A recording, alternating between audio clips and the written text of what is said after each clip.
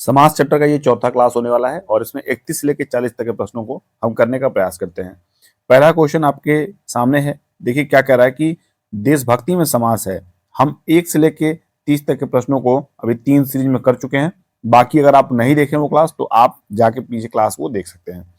देशभक्ति में कौन सा समास है? ये उत्तर प्रदेश पुलिस कांस्टेबल परीक्षा 18 जून 2018 के फर्स्ट पाली में पूछा हुआ प्रश्न है।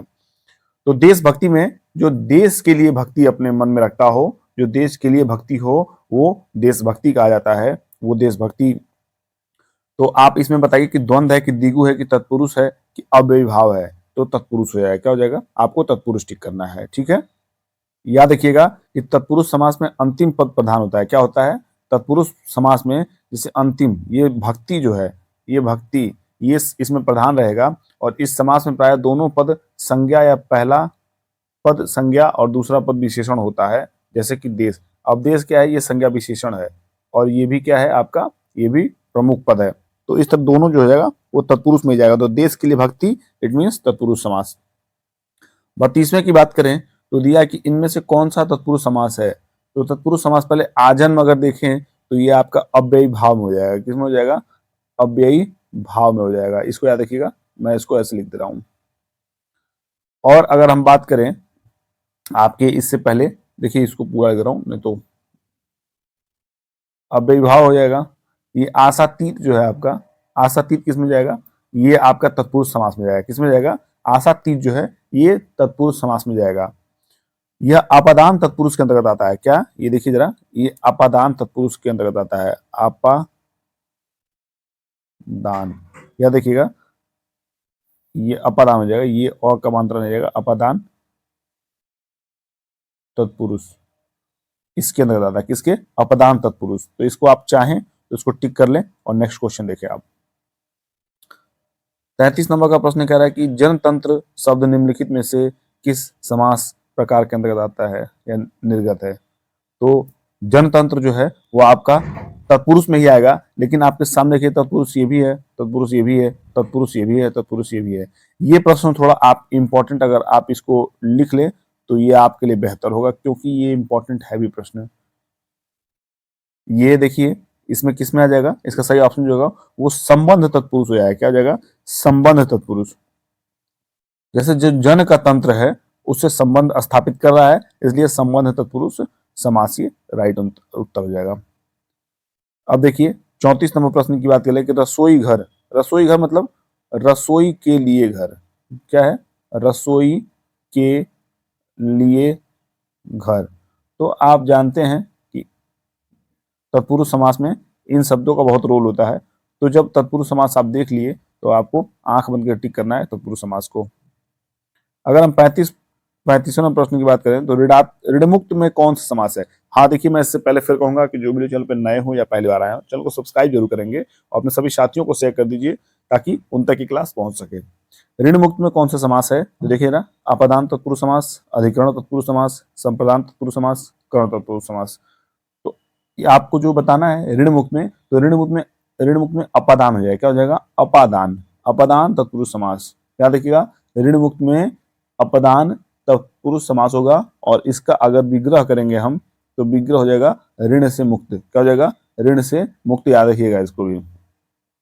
36 नंबर का प्रश्न क्या कह रहा है कि नेत्रहीन, नेत्रहीन किस समास का उदाहरण है। तो आप भी जानते हैं कि नेत्रहीन जो नेत्र से हीन है, जो नेत्र से हीन है वो नेत्रहीन हो जाएगा, यानी कि इसका जो विग्रह हो जाएगा वो नेत्र से हीन हो जाएगा। और ये आएगा किसमें? ये कर्ण तत्पुरुष के अंतर्गत आएगा। किसमें आएगा?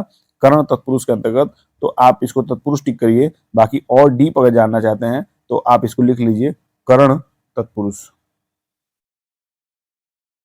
बाकी नेक्स्ट क्वेश्चन देखते हैं 37वें नंबर का। क्या कह रहा है? कह रहा है कि किस शब्द में तत्पुरुष समास नहीं है। किस शब्द में तत्पुरुष समास नहीं है? बाकी 3 में तत्पुरुष समास में है और बाकी 1 में नहीं है। तो इसका राइट आपको टिक करके बताना है। तो देखिए जरा कौन सा सही हो जाएगा।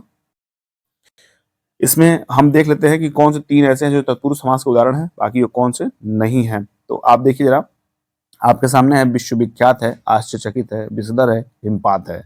तो अगर हम बात करें विषधर की, तो जो विषधर है, देखिए विश्वविख्यात मतलब विश्व में विख्यात या विश्व के लिए विख्यात है।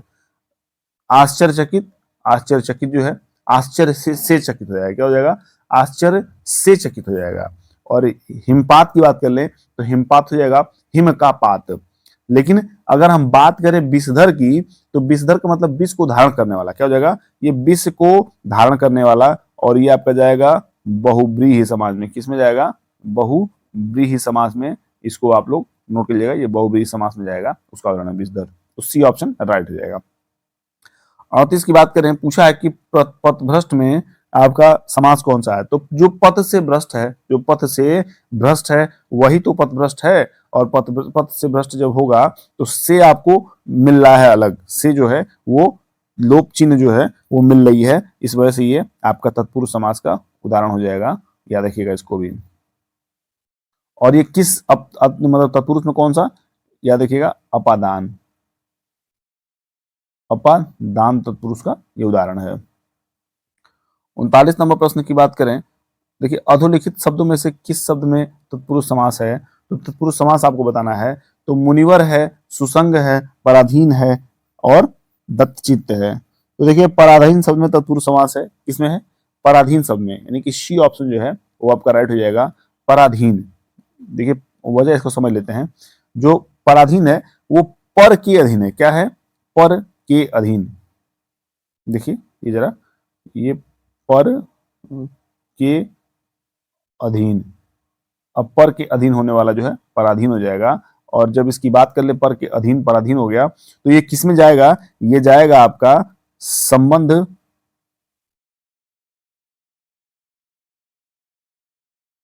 संबंध कारक तत्पुरुष, क्या हो जाएगा, संबंध कारक तत्पुरुष। इसको जरूर आप नोट कर लीजिएगा।